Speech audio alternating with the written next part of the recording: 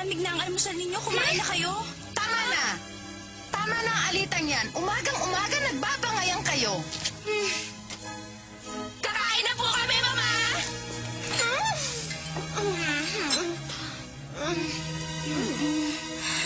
Maiwan ko na muna po kayo. Sandali lang. Huh? At saan mo naman balak pumunta, Cinderella? Diyan lang po sa kusina, Tia. Ihahanda ko lamang po ang almusal ko.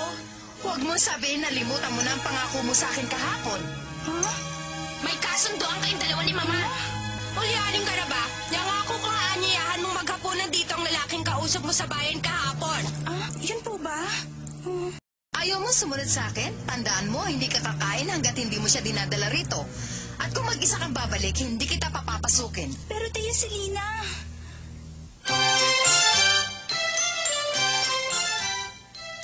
Ang huwad na prinsipe.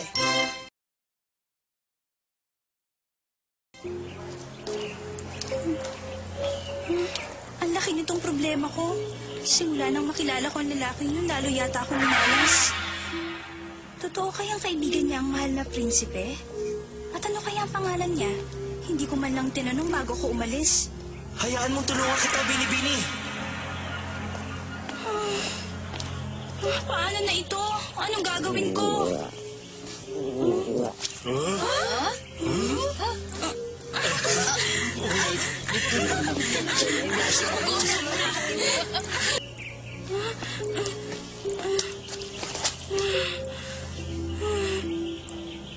Gutom na yata ako. Kumakalam na ang sikmura ko. Cinderella! Ha? Huwag ka naman ako at Cinderella! Ito pagkain.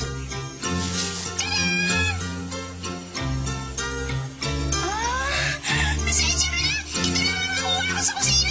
Kuhain ka na at pagkatapos na tulungan ka namin maghanap. Maraming salamat sa inyo. Doon tayo sa plaza. Sama-sama tayo kumain. Sige!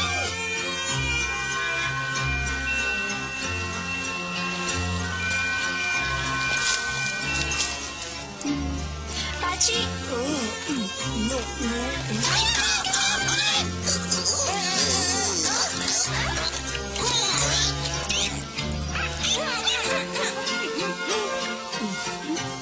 eto.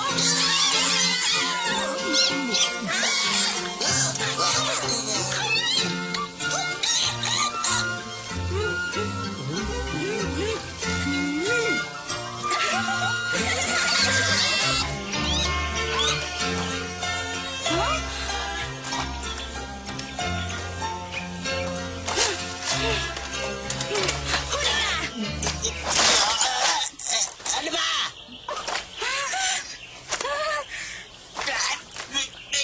Pagpasalamat ka't hindi mainit ang ulo ko ngayon. Dahil po. Mali ako.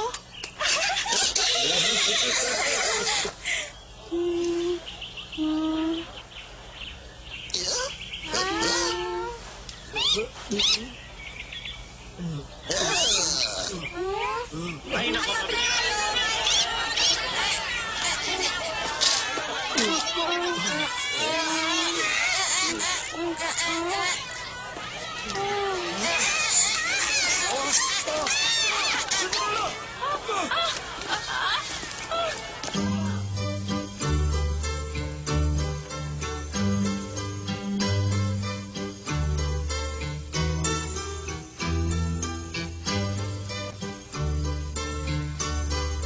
Baka nga naman totoo ang sinabi niya sa akin kahapon. Ngunit nahalugog na natin ang buong bayan. Baka nga naman totoong sa palasyo siya nakatira.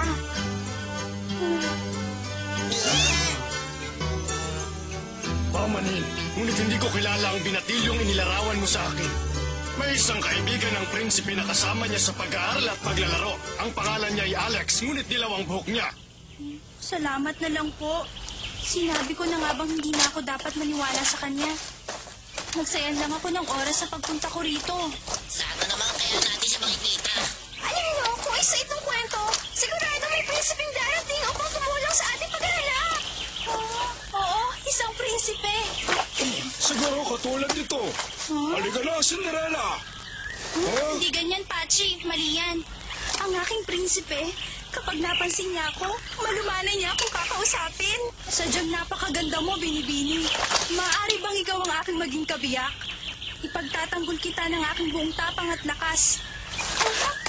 At sasagot ako, oo, papayag ako. Ngunit isa lang ang hiling ko, mahal na prinsipe. Ayoko sanang magkaroon ng masyadong mararaming anak. Nakakatawa naman ang naisip kong yan. Huh? Huh?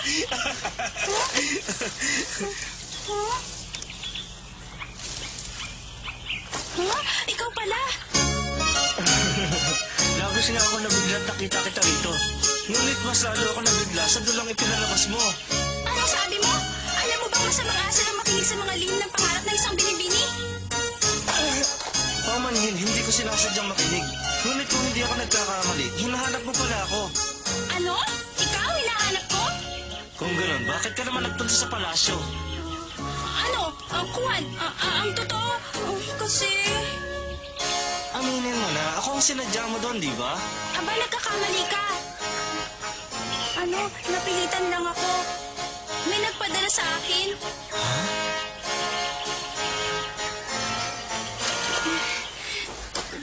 Mama, kinakabahan po ako. Sa palagay po ba ninyo madadala ni Cinderella ang binatang yun dito? Aba, oo. Kung hindi rin lang niya magagawa, mabuti na huwag na siyang umuwi pa rito. Ngunit sana po, siya na rin lang ang gumagawa ng trabahong ito. Pagod na po ako. Tigilan na nga ninyong pagrereklamo at tapusin ang lahat. Ginagawa natin ito upang isa sa inyo ang makapangasawa sa prinsipe. Oo na po. Dali, huwag mo akong hilahin. Saan mo ba ako dadalhin? Huh? Madadapa ako sa ginagawa mo. Pupunta lang tayo sa plaza, sa harap ng malaking estatwa. Ha? Balita ko, lumalabas daw ang katotohanan kapag humaharap sa estatwang ito. Teka, anong ibig mo sabihin doon? Hindi kita maintindihan. Ako talaga ang sinadya mo sa palasyo, di ba? Pero hindi mo maipaliwanag kung bakit. Bitiwan mo nga ako. Ikaw nga riyan ang dapat kong tanongin dahil ikaw ang nagsisinungaling. Sinabi mo sa akin, kilala mo ang prinsipe. Totoo naman yun, ah. Kung ganon, ano pangalan mo? Hindi ako nagsisinungaling sa'yo. Alex ang pangalan ko. Alex, baka mo ang pangalan mo? Nakita mo na? Nahuli na agad kita? Nakausap ko ang gwardiya sa palasyo. Sabi niya, dilaw daw ang buhok ni Alex.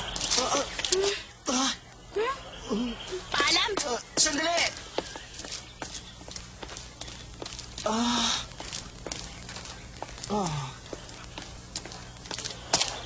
Naku, hindi ko akalaing magkakaroon ako ng problema.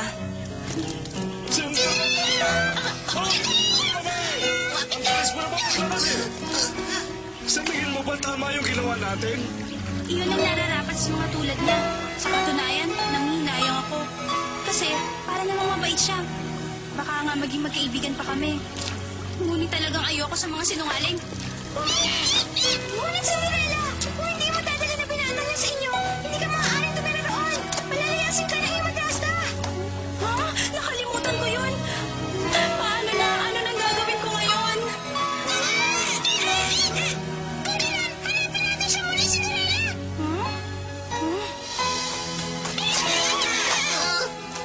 Pagulo na ang lahat. Kung wala sana akong ginagawa, tutulungan ko sana siya sa paghahanap.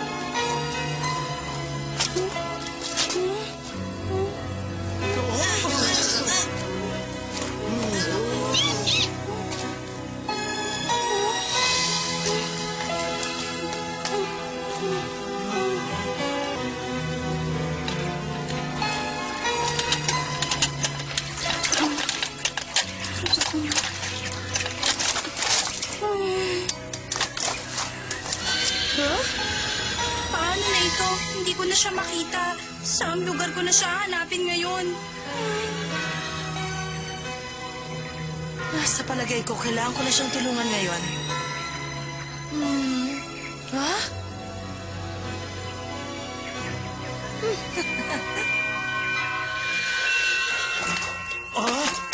Ano ito?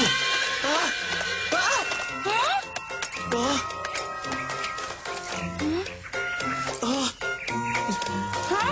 Ikaw nga! Ano ito? Sino ka? Paano ka nakapasok dito? Hindi ko po alam. Hindi po ako sigurado. Ginoo! Eh? Kaupo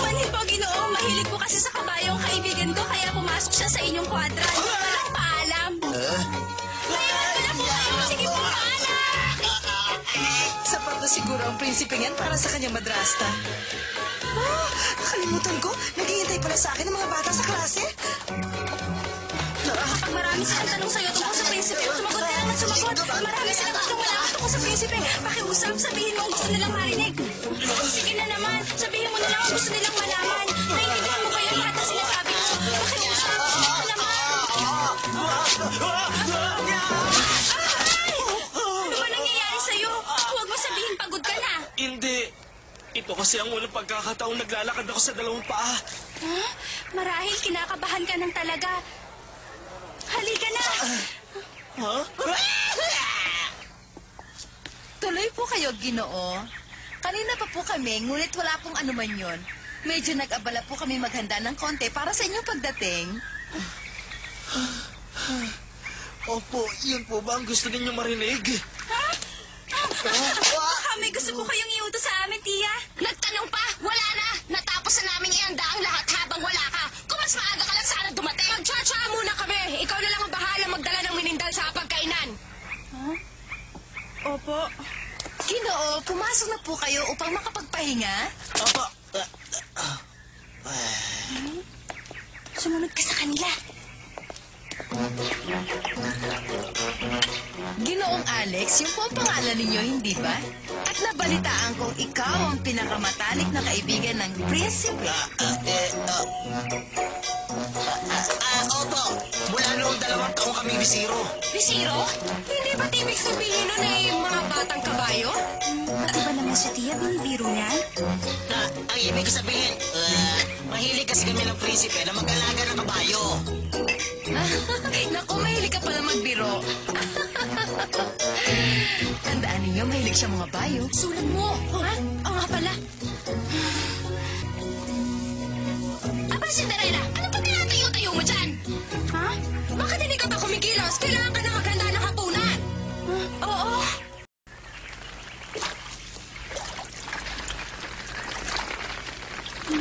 Ano kaya mangyayari? Kinakabahan ako. Gusto mo bang bantayan namin siya at ibalita sa iyo ang mangyayari? Kung may nangyayari mo, Elizabeth, agad lang kami lalabas at magkukunin sa kanila. Naku, Papi, huwag kang manggugulo. Baka lalo lang akong pagalitan kapag ginawa mo yun. Sana walang sabihin kakaiba ang lalaking yun.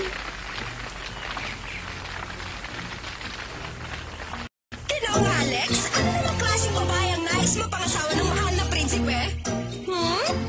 Ang tipo niyang babae.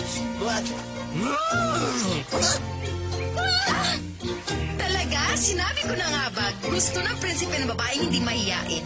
Tandaan, ayaw niya na mahiyain. At saka, bukod sa kabayo, ano pang ibang hayop ang gusto alagaan ng prinsipe? Ano ka mo? Ibang hayop? Buriko! Talaga! At ano naman ang paborito pagkain ng mahal na prinsipe? Aba, mahilig pala siya sa kahay. Masarap yun. May alam ka bang pagkain na gano'n na pangalan? Aba, oo. Isa yung lutong galing Italia.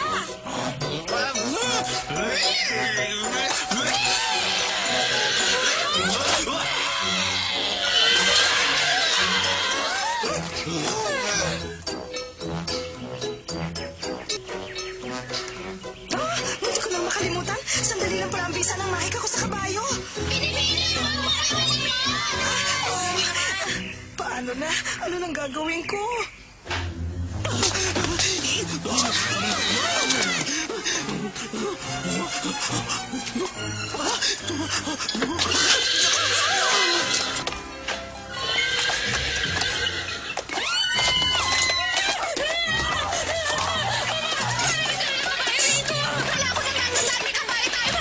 Hindi ko alam, basta huwag kayong lalabas. Baka masipa tayo. Bakit po kayo nagtatago riyan, Tia?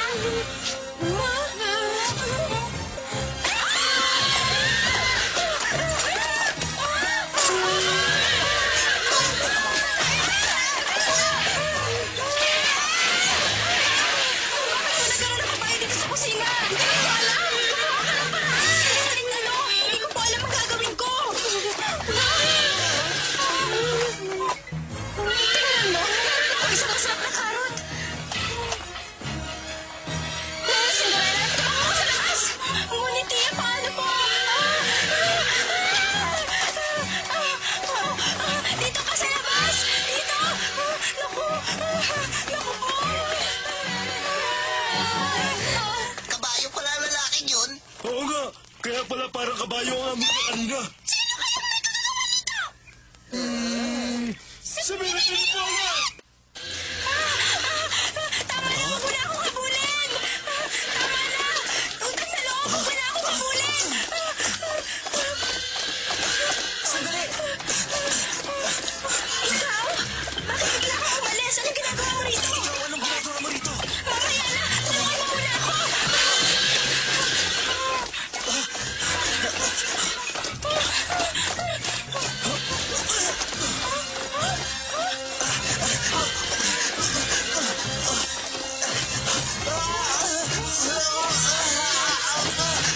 Baka mahulog ka! Takbo! Huwag mo ko isipin!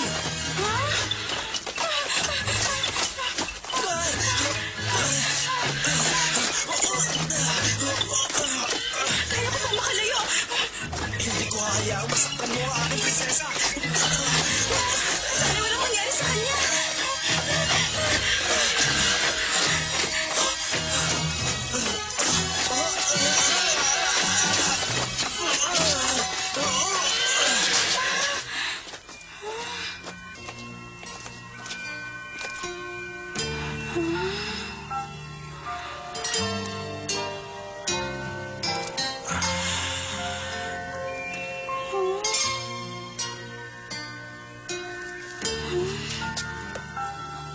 Nasaktan ka ba?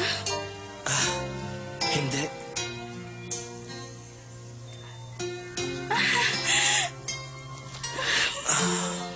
Mabuti na lang. Maraming salamat. Salamat at hindi na pahamak si Cinderella sa kagagawan ko. Mabuti narito ang prinsipe upang tulungan siya.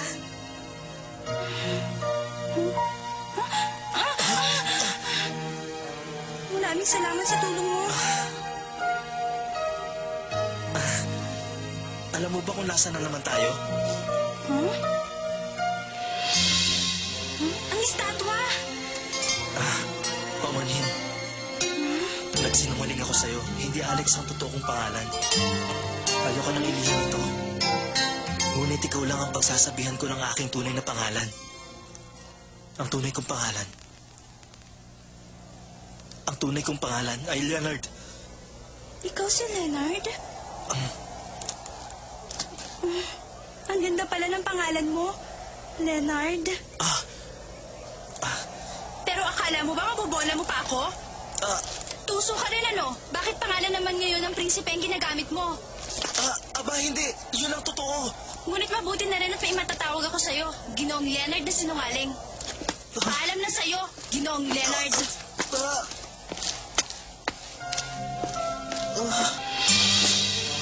Ngunit para patas naman sa'yo, Ginoo, ang pangalan ko nga pala ay Cinderella. Salamat muli! Cinderella pala. Sa wakas, alam ko na rin ang pangalan ng bago kong kaibigan. Paalam!